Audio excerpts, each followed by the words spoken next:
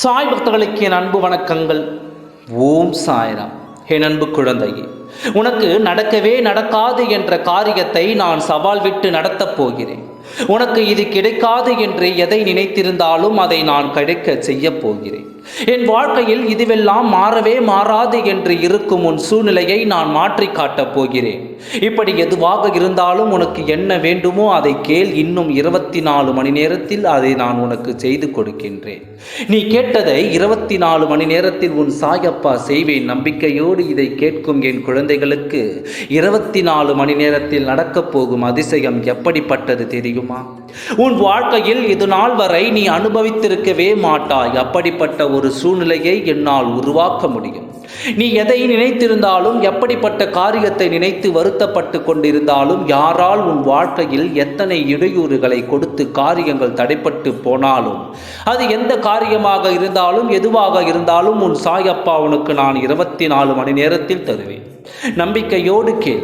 நான் வாக்கு கொடுத்து விட்டால் மீறமாட்டேன் என்பது உனக்கு தெரியும். நான் சொல்வது போல் ஒன்றை செய்து காட்ட சரியாக கவனமாக உன் அப்பா சொல்வதை கேட்பாயா? சிறிதும் உன் கவனத்தை சிதறவிட்டு விடாதே. கவனமாக கேட்டு நான் சொல்வது போல் செய்தால் 24 மணி நேரத்தில் அதிசயத்தை காண்பாய், அற்புதத்தை உணர்வாய். நீ எந்த காரியத்தை மனதில் நினைத்து கொண்டு செய்கின்றாயோ அந்த காரியத்திற்கான நல்ல அறிகுறிகள் உடனுக்குடன் உனக்கு தென்படும். 24 மணி நேரத்தில் அந்த காரியத்தை உனக்கு நடத்தி காட்டவும் செய்வேன். நான் சொல்வதை கேள். 11 மண் விளக்கு, 11 வெற்றிலை. அது பழைய விளக்காக இருந்தாலும் சரி, வெற்றிலையின் மேல் தீபத்தை வைத்து அதில் சிறிதளவு தேங்காய் எண்ணெயும் சிறிதளவு நல்லெண்ணெயும் சேர்த்து தீபம் ஏற்ற வேண்டும். அது உன் இல்லத்தில் பூஜை அறையில் ஒரு வெற்றிலையின் மேல் பிள்ளையாரை பிடித்து வைத்து அதன் பின் இந்த 11 விளக்கையும் ஏற்றி வணங்கு. இப்படி நீ செய்யும் இந்த நேரம் உன் வாழ்க்கையில் நீ தடைப்பட்டு போன காரியங்கள் நடக்கும். கண்டிப்பாக நீ எதை கேட்டாலும் நிச்சயமாக நடக்கும். மறுநாள் அந்த வெற்றிலையை சாம்புராணி போடுவதில் கூட உபயோகித்துக் கொள்ளலாம்.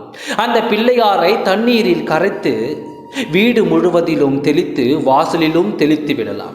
இல்லை என்றால் அதை கரைத்து கால்படாத இடத்தில் ஒரு மரத்தில் அடியிலும் ஊற்றிவிடலாம்.